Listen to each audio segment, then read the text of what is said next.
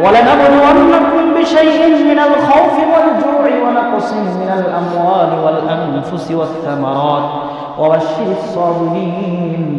আল্লাহ বলেন, আমি আমার প্রিয় বান্দাদেরকে পরীক্ষা করে থাকি। কখনো তার সন্তান সন্ততি দিয়া পরীক্ষা করি, কখনো সম্পদ দিয়া পরীক্ষা করি, কখনো না দিয়া পরীক্ষা করি, আবার কখনো কখনো তার ব্যবসা বাণিজ্য ফসল ফলাদি এগুলো নষ্ট করে আমি আল্লাহ তাকে পরীক্ষা করি। আল্লাহ বলেন, যে পরীক্ষায় উত্তীর্ণ হবে আমি আল্লাহ তাআলা তার জন্য জান্নাতের সুসংবাদ রেখে দিয়েছি।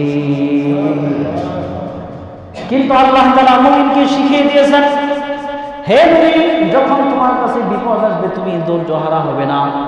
আল্লাহ বলেন, ইয়া আইয়ুহাল্লাযীনা আমানুস্তাঈনু বিস-সাবরি ওয়াস-সালাহ, তুমি ধৈর্য ধারণ করো এবং নামাজের মাধ্যমে আল্লাহর কাছে তুমি সাহায্য চাও। তো এই জন্য মুমিনের কাছে বিপদ আসা এটা কোনো খারাপ লক্ষণ নয়। বিপদ অনেক সময় গজব হিসাবে আসে, অনেক সময় মর্যাদা বরন্দ করার জন্য, উচ্চ মর্যাদার জন্য আসে। এই জন্য আল্লাহর নবী হাদিসের মধ্যে বলেন, আশাদ্দুন নাসি বালাআন আল আম্বিয়া সুম্মাল আমসাল ফাল আমসাল, যে আল্লাহর কাছে যত প্রিয় হবে আল্লাহ তাআলা তাকে তত কঠিন পরীক্ষা দিয়া পরীক্ষা করবেন, কঠিন বিপদ দিয়া তাকে পরীক্ষা করবেন। সমস্ত নবীদেরকে যেই পরিমাণ বিপদ দিয়া পরীক্ষা করা হয়েছে, আমার আপনার নবী আল্লাহর কাছে তাদের চাইতে সবার চাইতে বেশি প্রিয়। আল্লাহর নবীকে সব নবীদেরকে মিলায় যেই পরীক্ষা নেওয়া হয়েছে, আল্লাহ নবীকে একা এই পরিমাণ বিপদ দিয়া পরীক্ষা নেওয়া হয়েছে। আল্লাহু আকবার বলেন। তারপরে নবীদের সিরিয়াল, নবী আল্লাহর কথা মানতে গিয়ে নবীকে আগুনে ফেলা হয়েছে। নবীর মনে কষ্ট, ফাআউযু বিল্লাহি মিনাশ শাইতানির রাজীম, বিসমিল্লাহির রহমানির রহিম। ইয়া আইয়ুহাল্লাযীনা আমানুত্তাকুল্লাহা ওয়াল তানজুর নাফসুম মা قدمت لغد واتقوا الله إن الله خبير بما تعملون. قال رسول الله صلى الله عليه وسلم, من يأخذ عني هؤلاء الكلمات فيعمل بهن أو يعلم من يعمل بهن. قلت أنا يا رسول الله. فأخذ بيدي فعد خمسا فقال, اتق المحارم تكن أعبد الناس، وارض بما قسم الله لك تكن أغنى الناس، وأحسن إلى جارك تكن مؤمنا، وأحب للناس ما تحب لنفسه مسلما، لا تكثر الضحك فإن كثرة الضحك تميت القلب، أو كما قال عليه الصلاة والسلام. الحمد لله. আল্লাহ রব্বুল আলামিনের দরবারে অসংখ্য অগণিত শুকরিয়া, যে মহান রব্বুল আলামিন আমাদেরকে পৃথিবীর এই ক্লান্তিকালে, বিপর্যস্ত এই পৃথিবীর একেবারে শেষ লগ্নে আল্লাহ তাআলার প্রিয় ঘর, আল্লাহ তাআলার নিকট সবচেয়ে প্রিয় জায়গা, আল্লাহ তাআলার বিশেষ হুকুম জুমার নামাজ আদায় করার জন্য উপস্থিত হওয়ার তৌফিক দান করেছেন। এজন্য সকলে মিলে সেই মহান রবের দরবারে শুকরিয়া জ্ঞাপন করি, বলি আলহামদুলিল্লাহ। লাখ কোটি দুরূদ ও সালাম বিশ্ব মানবতার মুক্তির দূত সাইয়্যিদুল মুরসালিন হাবিবে কিবরিয়া আশরাফুল আম্বিয়া মুহাম্মদুর রাসূলুল্লাহ সাল্লাল্লাহু আলাইহি ওয়াসাল্লামের প্রতি। শ্রদ্ধেয় মুসল্লিয়ান, আজকে আপনাদের সম্মুখে অত্যন্ত গুরুত্বপূর্ণ একটি বিষয় নিয়ে আলোচনা করব। এই বিষয়টি প্রায় আলোচনা হয়ে থাকে এবং বেশি বেশি করা দরকার। মানুষ পৃথিবীর শাসকদেরকে ভয় করে, পৃথিবীর প্রশাসকদের ভয় করে, দায়িত্বশীল কর্মকর্তা কর্মচারীদেরকে ভয় করে নানা ধরনের অপরাধ থেকে বিরত থাকে। কি বলেন, থাকে কিনা? এখন আধুনিক যুগ, যেখানে যেখানে অপরাধ সংগঠিত হওয়ার সম্ভাবনা বেশি, যেটাকে যারা অপরাধ বিশ্লেষণ করে তাদের ভাষায় বলা হয় ক্রাইম সিন, মানে যেই জায়গাটায় অপরাধ হয় বেশি অথবা অপরাধ হয়েছে এমন জায়গাকে বলা হয় ক্রাইম সিন। যেই জায়গাটা প্রশাসনের নিকট ক্রাইম সিন মনে হয় ওই জায়গাটাকে সিসিটিভি অর্থাৎ সিসি ক্যামেরা দিয়ে পর্যবেক্ষণে রাখা হয়। কারণ কি? মানুষ যেন এখানে অপরাধ না করে। কি করে বলেন? সারা পৃথিবীর মানুষ এটা চায় যে আমরা অপরাধ মুক্ত থাকি। যারা অপরাধকে দমন করতে চায় তারাও চায় মানুষ অপরাধ না করুক। কিন্তু অপরাধ দমন করার যে প্রক্রিয়া নিয়ে মানুষ অপরাধ থেকে বেঁচে থাকতে পারবে, এটা নেওয়ার ক্ষেত্রে সকলের কার্যকরী ভূমিকা নাই। অপরাধ চাই বন্ধ হোক, অপরাধ বন্ধ হোক, এটা সকলেই চাই, কিন্তু কার্যকরী ভূমিকা নিতে চাই। যার কারণে কি হয়, যে অপরাধ বারণ করবে অথবা অপরাধের দায়িত্বে এটা অপরাধ মানুষ না করে এটা পর্যবেক্ষণ করবে, সেই সবার আগে অপরাধে লিপ্ত হয়। কথা বলেন ঠিক কিনা? সবাই চাচ্ছে যে অপরাধ বন্ধ হোক, দুর্নীতি, চুরি, ডাকাতি, রাহাজানি এগুলো বন্ধ হোক, কিন্তু বন্ধ করতে পারছে না, বরঞ্চ যে বন্ধ করবে সেই আগে জড়িত হচ্ছে। তাহলে আল্লাহ তাআলা, রাসূল এবং আল্লাহ নিজে পৃথিবীকে দুর্নীতিমুক্ত, শোষণমুক্ত, নির্ঝঞ্ঝাল এক পৃথিবী গড়ার লক্ষ্যে আল্লাহ তাআলা এক অমীয় বাণী তার কোরআনের মধ্যে তুলে ধরেছেন। সুবহানাল্লাহ। এবং রাসূলুল্লাহ সাল্লাল্লাহু আলাইহি সাল্লাম হাদিসের মধ্যে, আমি যে হাদিস পাঠ করেছি, বিরাট এক তাৎপর্যপূর্ণ ঐতিহাসিক এক হাদিস। এই হাদিসে 5টা বিষয় আলোচনা করা হয়েছে। কয়টা বিষয় বলেন? এই 5টা বিষয় যদি কেউ মেনে চলে, 5টা বিষয় যদি সকলেই মেনটেন করে, তার ব্যক্তি জীবন, সামাজিক জীবন, পারিবারিক জীবন, রাষ্ট্রীয় জীবন, আধ্যাত্মিক জীবন, দুনিয়ার জীবন এবং কি পরকালের জীবনে সে পরিপূর্ণ সফল হবে। সুবহানাল্লাহ। হাদিসের এই 5 বিষয় যদি লক্ষ্য করা হয়, এগুলোর মধ্যে রয়েছে ঈমান। কি রয়েছে বলেন? এবং তারপরে এগুলোর মধ্যে রয়েছে আকীদা। আকীদা মানে আল্লাহর ব্যাপারে আপনার কি ধারণা থাকবে। এখানে রয়েছে আপনার প্রতিবেশীর সাথে আপনি সামাজিকতা কিভাবে রক্ষা করবেন। এখানে রয়েছে আপনার পক্ষ থেকে মুসলমান হিসাবে আরেক মুসলমানের প্রতি কিরকম ভালোবাসা থাকবে, এটা রয়েছে। এখানে রয়েছে আপনার আত্মার পরিশুদ্ধতার ঔষধ। সুবহানাল্লাহ। আপনি যদি লক্ষ্য করেন, ইসলামের বুনিয়াদি ভিত্তি কয়টি বলেন দেখি? 5টি। এই 5টির সাথে এই 5টির একটা গভীর সম্পর্ক রয়েছে। আমি যে আয়াত পাঠ করেছি সূরা হাশর, এই সূরার নাম, আয়াতের মধ্যে আল্লাহ তাআলা বলেন, ইয়া আইয়ুহাল্লাযীনা আমানুত্তাকুল্লাহ, ইয়া আইয়ুহাল্লাযীনা আমানুত্তাকুল্লাহ ওয়াল তানজুর নাফসুম মা কদ্দামাত লিগাদ ওয়াত্তাকুল্লাহা ইন্নাল্লাহা খাবীরুম বিমা তা'মালুন।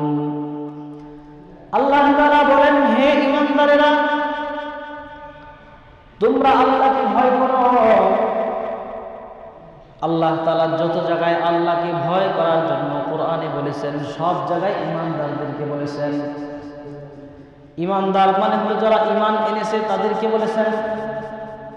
এখন বলবেন, হুজুর ঈমানদারদেরই কেন বললো, অন্য কাউকে কেন বললো না? যেমন বেঈমান আছে যারা, তাদেরকে কেন বললো না?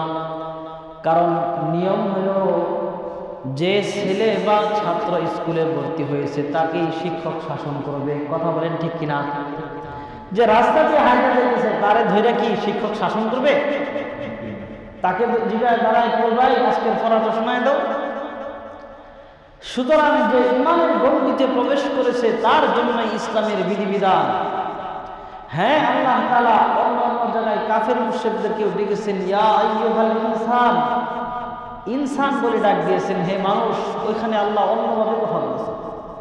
কিন্তু আল্লাহ তাআলা বিশেষ আদর করে, মহব্বত করে ঈমানদারদের যখন বলেছেন, হে ঈমানদারেরা তোমরা আল্লাহকে ভয় করো, হে ঈমানদারেরা তোমরা পরিপূর্ণভাবে ইসলামে প্রবেশ করো, হে ইমানদারেরা, তোমরা আল্লাহকে ভয় করার মতো ভয় করো, আল্লাহকে ভয় না করে তোমরা মৃত্যুবরণ করো না। সুবহানাল্লাহ।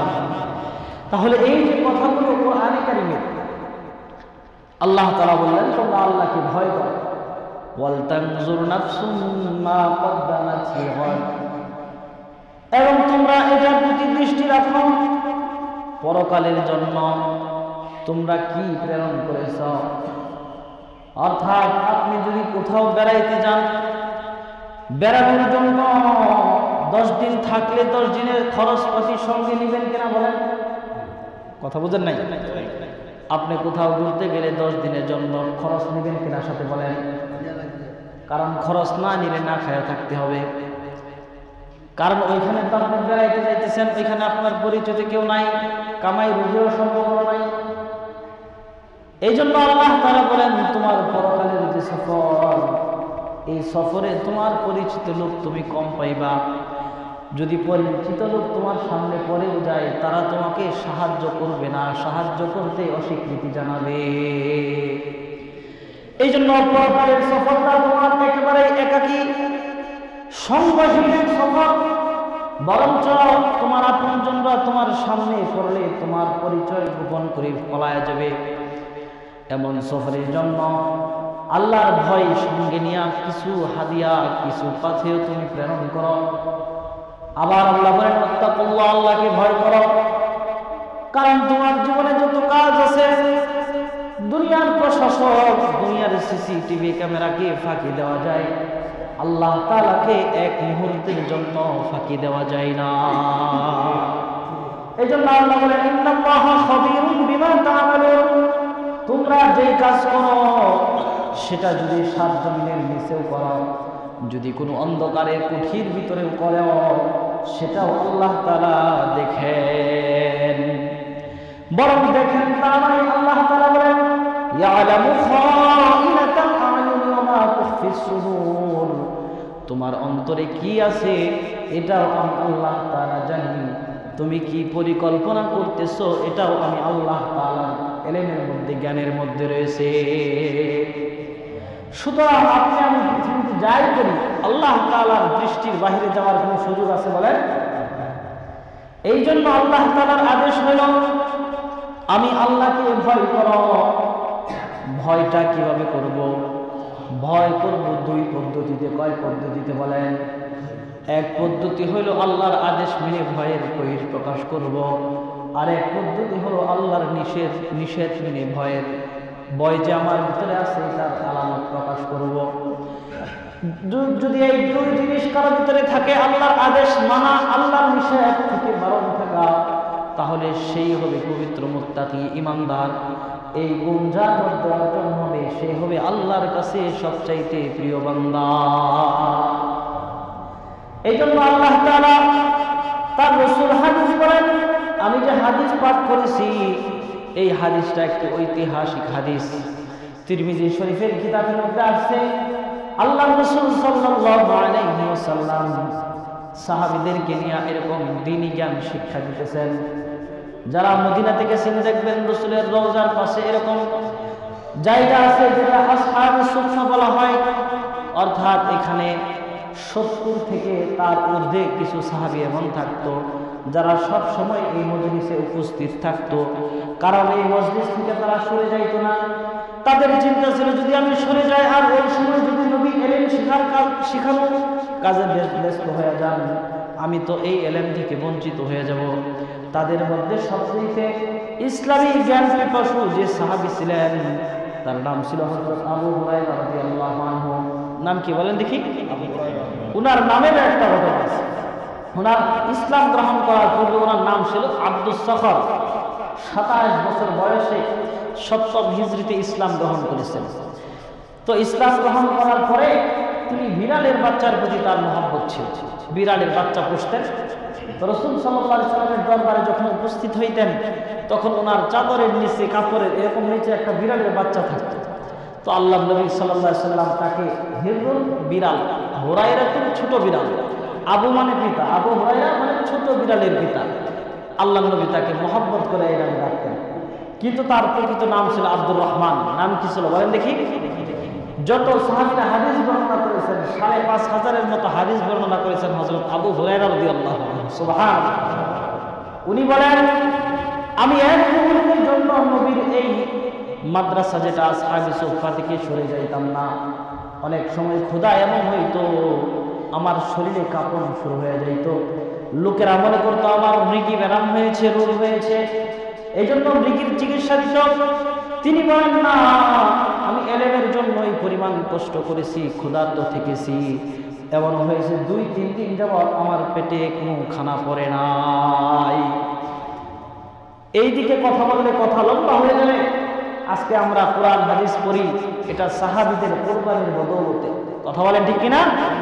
ওই সময় যদি নবীর এই কথাগুলোকে তারা ধারণ না করতেন, আজকে আমার পর্যন্ত আপনার পর্যন্ত হাদিস পৌঁছতো না, কোরআনের আয়াতের ব্যাখ্যাগুলো পৌঁছতো না। কথা বলেন ঠিক কিনা? সাহাবী আবু হুরায়রা রাদিয়াল্লাহু আনহু বলেন, আল্লাহ নবী বললেন, মাইয়াখুযু আন্নী হাউলাইল কালিমা, কে আছো তোমরা আমার কাছ থেকে কিছু নসিহত উপদেশ গ্রহণ করবা। আল্লাহ নবী কথা বলার সঙ্গে সঙ্গে আবু হুরায়রা বলে, আনা ইয়া রাসূলুল্লাহ, আল্লাহ নবী আমি প্রস্তুত আছি। আল্লাহ নবী বলেন, ২ শর্তে তোমাকে আমি কিছু উপদেশ করতে পারি। কয় শর্তে বলেন? ১ শর্ত হলো ফায়ামালু বিহিন্না, তুমি নিজে এইগুলোর উপর আমল করবা, অথবা আও ইউআল্লিমু মান ইয়ামালু বিহিন্না, এমন কাউকে শিখাইবা যে এই কথাগুলোর উপরে আমল করবে। হযরত আবু হুরায়রা বলেন, নবী আমি প্রস্তুত আছি। রাসূলের এই কথার পরে আল্লাহ নবী নিজে আবু হুরায়রার হাত ধরলেন, ফাআখাযা বিয়াদি ফাআদ্দা খামসান, আমার হাত ধরে গুনে গুনে নবীজি ৫টা উপদেশ আমাকে দিলেন। অনেক সময় গুরুত্বপূর্ণ কথা বলার জন্য আমরা হাত ধরি কিনা বলেন দেখি? কথা বুঝেন না মনে হয়? দেখবেন ছেলে মেয়ে অথবা কারো যদি ভাই বোনকে বিয়ে দেওয়া হয়, বোনকে বিয়ে দেওয়া হয়, মেয়ে পক্ষের লোকেরা যারা দায়িত্বশীল আছে তারা ছেলের হাত ধরে মেয়ের হাত ধরে বলে যে আপনার হাতে তাকে উঠাই দিলাম, দেখে রাখবেন। বলে কিনা বলেন দেখি? এটা তো আপনি বলতে পারতো, হাত ধরে বলার মানে কি? গুরুত্ব বাড়ানোর জন্য, যে হাত ধরে বলছে বুঝাই দিচ্ছে, এটা গুরুত্ব বেশি।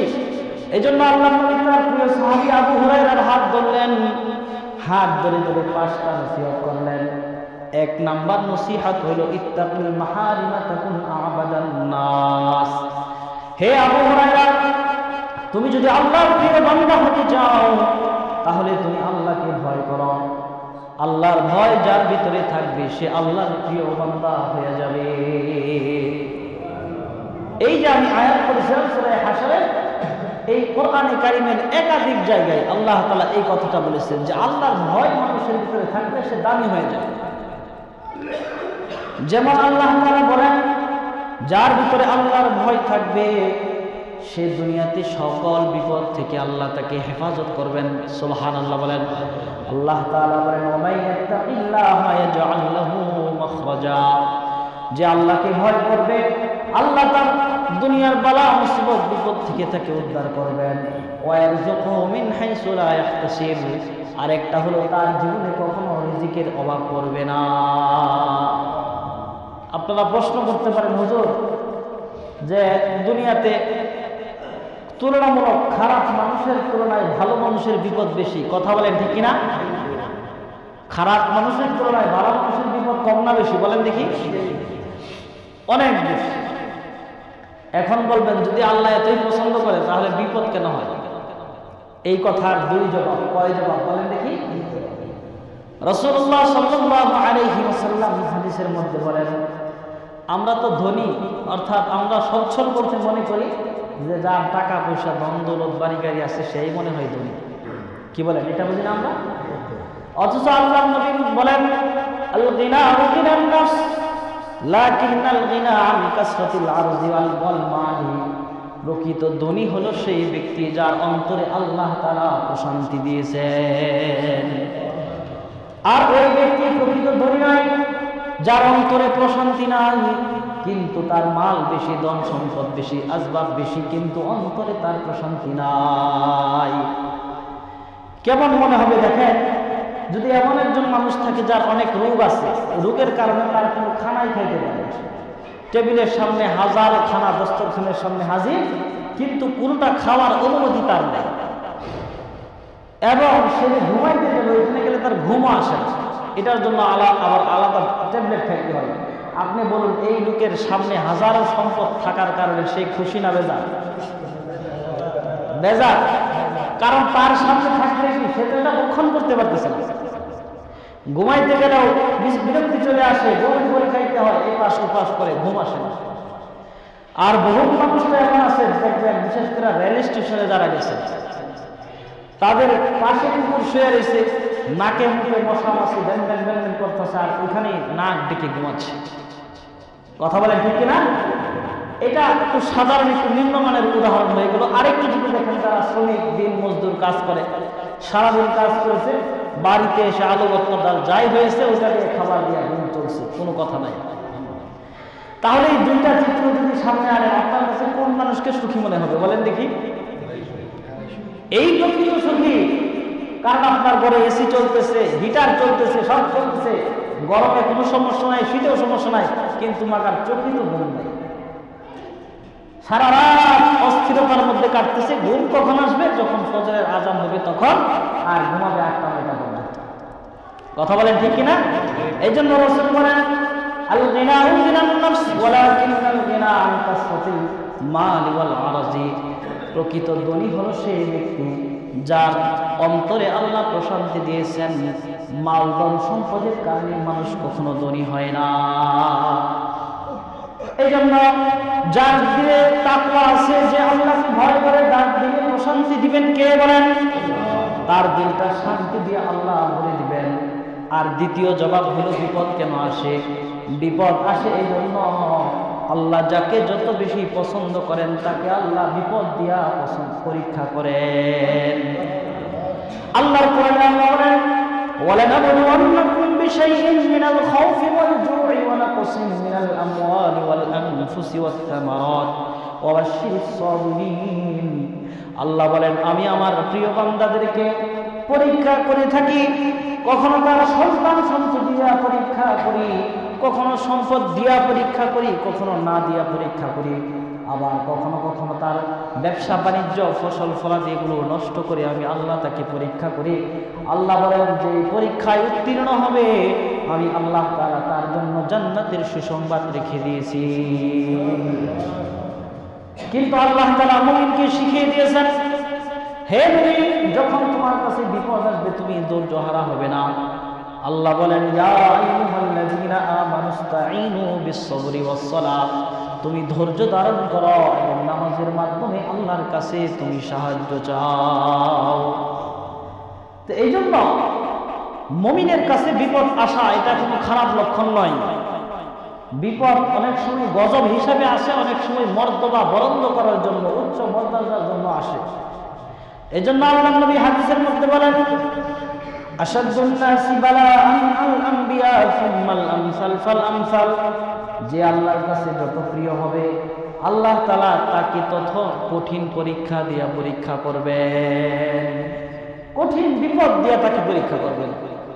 সমস্ত নবীদেরকে যেই পরিমাণ বিপদ দিয়া পরীক্ষা করা হয়েছে, আমার আপনার নবী আল্লাহর কাছে তাদের চাইতে সবার চাইতে বেশি প্রিয়। আল্লাহর নবীকে সব নবীদেরকে মিলায় যেই পরীক্ষা নেওয়া হয়েছে, আল্লাহ নবীকে একা এই পরিমাণ বিপদ দিয়া পরীক্ষা নেওয়া হয়েছে। আল্লাহু আকবার বলেন। তারপরে নবীদের সিরিয়াত, নবী আল্লাহর কথা মানতে গিয়ে নবীকে আগুনে ফেলা হয়েছে। নবীর মনে কষ্ট হলে আগুনে ফেলে, ঠিক আছে, কিন্তু নবীকে যে আগুনে ফেলতেছে, যেই চরকের রশি টানতেছে, এটা নিজের বাবার রশিটাই না, আল্লাহর পয়গম্বর ইব্রাহিমকে আগুনে ফেলতেছেন। পরীক্ষাটা কিরকম? আপনাকে মানুষ চল ধাক্কা কিল ঘুষি মারতেছে, এটার এক কষ্ট। যখন আপনার ভাই বাবা মানুষের সাথে হয়ে আপনাকে মারবে, এটার কষ্ট কম না বেশি বলেন দেখি? এটার পরীক্ষাটা কেমন? এই পরিমাণ পরীক্ষা নবীরা দিয়েছেন। নবীদের আপনজনরা নবীদের গায়ে পাথর নিক্ষেপ করেছে, নবীদের আপনজনদেরকে আল্লাহ তাআলা সিনায় নিয়েছেন, যেমন আইয়ুব আলাইহিস সালাম। এই পরিমাণ রূপ আর এই পরিমাণ মুসিবত আসছে, যেই মুসিবত আর কারণে, মুসিবতের কারণে নিজের বিবি বাচ্চা সকলেই ওনাকে ছেড়ে চলে গেছেন। মুখ দিয়ে তারপরে আল্লাহর নাম উচ্চারিত হয়েছে, আল্লাহ তাআলা বলেন ইন্না ওয়াজাদনাহু সাবিরা নি'মাল আবদু ইন্নাহু আইয়ুব। হ্যাঁ, আইয়ুবকে আমি আমার প্রিয় বান্দা বানায় নিলাম, কারণ সে ধৈর্যের পরীক্ষায় উত্তীর্ণ হয়েছে। সুবহানাল্লাহ। এই জন্য বিপদ আসলেই যে তাকে খারাপ বলা যাবে তা নয়, তবে কখনো কখনো বিপদ গজব হিসেবে আসে। কি হিসাবে? যেন গজব হিসাবে। কারণ আল্লাহ তাআলা বলেন ফি তুগয়ানিহিম ইয়ামাহুন, আল্লাহ কখনো কখনো কোনো নাফরমানদেরকে সুযোগ দেন। ফামাহলিল কাফিরিনা আমহিলহুম রওয়াইদা, তাদের এই কৌশল অপকৌশলের জন্য আল্লাহ সুযোগ দেন। যখন দেখে তারা বেশি চড়াও হয়ে যাচ্ছে, তখন আল্লাহ তাআলা একটু চাপ দিয়ে দেন। যেমন আপনারা যারা পত্র পত্রিকা পড়েন দেখবেন, আমেরিকার মতো এক শহর, পৃথিবীর বর্তমান পৃথিবীর সুপার পাওয়ার, ওয়াশিংটন ডিসির পরে সারা পৃথিবীর 2 নম্বর শহর হলো ক্যালিফোর্নিয়া। এই শহরটা পৃথিবীর মধ্যে সবচেয়ে 2 নম্বর শহর। যারা পত্র পত্রিকা পড়েন তারা দেখবেন এই শহরে একটা এলাকা লস অ্যাঞ্জেলেস, এখানে আরেকটা উপ এলাকা, এটার নাম হলো হলিউড। মানে ওইখান থেকে সারা পৃথিবীর মানুষ সিনেমা কেমনে বানাইতে হবে, কেমনে কি করতে হবে, এগুলো সবক নেই। কি নাই বলেন? তার মানে জায়গাটা কি ভালো না খারাপ বলেন দেখি? এটাকে বলে ক্যাপিটাল অফ আপনার পাপের রাজধানী। এটা সারা পৃথিবীর মানুষ এটাকে পাপের রাজধানী ছিলেন। তো এই জায়গায় এখন আগুনে পড়তেছে। তার মানে কি? এই যে আমরা জানি অনেকেই যারা এই গত সপ্তাহে গাজায় যে মুসলমানদের উপর বর্বরিত হামলা হচ্ছে, এটার জন্য কয়েক মিসাইল দেওয়ার কথা চিন্তা করতেছিল ইসরায়েলকে, যে গাজাকে এবার শেষ করে দিবে। তো আল্লাহ তাআলা মুসলমানের ডাক শুনে ফেলেছেন যে গাজাকে শেষ করবা, তোমাদের সারা পৃথিবীর উন্নত ফায়ার ফাইটার আর তোমাদের কোনো কিছুই কাজে আসবে না। এখন তোমরা নিজেরাই তোমাদের ঘর বাড়ি সাইজা পালাইতে বাধ্য হয়েছে। কথা বলেন ঠিক কিনা? এই যে আযাব, এটা আযাব। আর যখন মুমিনের উপর আসবে এটা হবে পরীক্ষা। এটা কি হবে বলেন? হাদিসের ভাষ্য অনুযায়ী। তো এই জন্য আমরা যে বিষয়টা আলোচনা করতেছিলাম যে আল্লাহর ভয় করে থাকতে হবে। কার ভয় বলেন? তাহলে আপনি আল্লাহর কাছে দামি হইতে পারবেন, মানুষের কাছেও দামি হইতে পারবেন। আপনি আল্লাহ তাআলার কাছে পরকালে মুক্তির আশা করতে পারবেন। এই জন্য আল্লাহকে ভয় করা। সব কাজে আপনি যখন কাউকে একটা গালি দিবেন, তখন চিন্তা করতে হবে আমি যে গালি দিতেছি, হয়তো যাকে গালি দিতেছি সে দুর্বল, সে প্রতিবাদ করতে পারবে না, কিন্তু এটা দেখতেছেন কে বলেন? আপনি যখন কারো ক্ষতি করতে যাবেন, পৃথিবীর কেউ না দেখুন, দেখতেছেন কে বলেন? এই যে মসজিদে 5 ওয়াক্ত দিনে আজান হচ্ছে, আমরা যে মসজিদে আসতেছি না, যদিও আমাদেরকে কেউ কিছু বলতেছে না, কিন্তু এটা দেখতেছেন কে বলেন দেখি? সুতরাং আপনি যা করতেছেন সব কিছু আল্লাহ তাআলা দেখতেছেন, খবর রাখতেছেন। এগুলোর জবাব আল্লাহর কাছে কি দিব? এই জন্য আজ থেকে আল্লাহর ভয় অন্তরে সঞ্চার করি। হ্যাঁ, আপনি যে জ্ঞানী, আপনি আমি শিক্ষিত, মাওলানা, মুফতি, মুহাদ্দিস, পৃথিবীতে ডাক্তার, ইঞ্জিনিয়ার, ব্যারিস্টার, আপনার জ্ঞানের পরিধি আর জ্ঞানের মাপ হবে কি? বুজুর্গানে দ্বীন বলেন রাসুল হিকমতি মাখাফাতুল্লাহ। ওই তো প্রকৃত জ্ঞানী, সেই তো প্রকৃত জ্ঞানী যার ভিতরে আল্লাহর ভয় যত বেশি। কথা বলেন ঠিক না? এখন যদি কোনো আলেমের ভিতরে আল্লাহর ভয় না থাকে, সে আলেম না। টুপি, দাড়ি, পাঞ্জাবি পরলে কি হওয়া যায় না বলেন? আলেম হওয়া যায় না। এক সময় ছিল মানুষ বলতো যে কমপক্ষে ডিগ্রি পাস না করলে টাই করা যায় না, এমন একটা নিয়ম ছিল একসময়, যে কমপক্ষে আপনার অনার্স শেষ করতে হবে, ডিগ্রি পাস করতে হবে। তো এখন কি হয়েছে যে টাই সবাই করতেছে, না পড়লেও ফটো লাইটটা টাইয়ের সাথে লাগাই দিতেছে। কথা বলে ঠিক কিনা?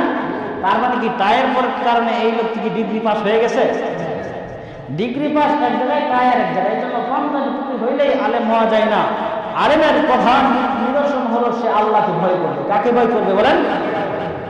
এরপরে আপনি জেনারেল শিক্ষিত হন, আপনার এই শিক্ষার কোনো মূল্য নাই যদি আপনার অন্তরে আল্লাহর ভয় না থাকে। সকলের ক্ষেত্রে এক নিয়ম।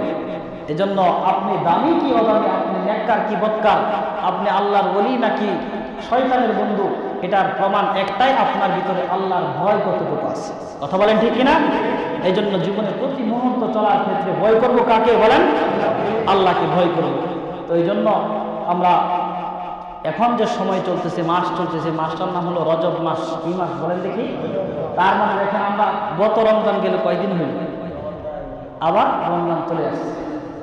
আল্লাহ নবী সাল্লাল্লাহু আলাইহি সাল্লাম রমজান আসার আগে, রমজানের আগে শাবান আপনার এই রজব মাস থেকেই রমজানের প্রস্তুতি নিতেন আর রমজানকে স্বাগতম জানাইতেন। এই জন্য এই দোয়া আল্লাহ নবী করতেন, আল্লাহুম্মা বারিক লানা ফি রজব ওয়া শাবান ওয়া বাল্লিগনা রমাদান। হে আল্লাহ, আমাকে এই রজব এবং শাবান মাসে বরকত দিন, অর্থাৎ হায়াতকে বাড়িয়ে দিন রমজান পর্যন্ত। তাহলে আজ থেকে এই দোয়াটা আমরা বেশি বেশি পড়বো, পারবো তো ইনশাল্লাহ? আর সারা বছর তো হয়তো আমরা রোজা রাখতে পারি না, অন্তত পক্ষে এখন সপ্তাহে 1-2 দিন হলেও সোমবার হোক বৃহস্পতিবার হোক, হ্যাঁ, রোজা রাখার অভ্যাস করি। যেহেতু সামনে রোজা আসতেছে, আল্লাহ নবী বেশি বেশি এই 2 মাসে ইস্তেগফার করতেন, আল্লাহুম্মা বারিক লানা ফি রজব ওয়া শাবান ওয়া বাল্লিগনা রমাদান, এই দোয়া পাঠ করতেন। এবং মাঝে মাঝে তিনি তো সবসময় রোজা রাখতেন, তিনি বলতেন এই 2 মাস তোমরা মাঝে মাঝে রোজা রাখা, যারা ফরজ রোজায় তোমাদের কোনো রকম কষ্ট না হয়। কি না হয় বলেন দেখি? কষ্ট না হয়, এই জন্য আল্লাহ নবী এটা মাঝে মাঝে করতে বলতেন। রমজান আমাদের একেবারেই মাথার উপরে চলে আসছে। আল্লাহ তাআলা আমাদের সকলের রমজান পর্যন্ত হায়াতকে বৃদ্ধি করে দিন, বলুন আমিন। যে কথাগুলো হলো ভুলবাদ দিক ক্ষমা করে আল্লাহ তাআলা আমাদের সকলকে আমল করার তৌফিক দান করুন, আমিন। যারা সুন্নাত পড়ে না, যারা সুন্নাত পড়ে নেই।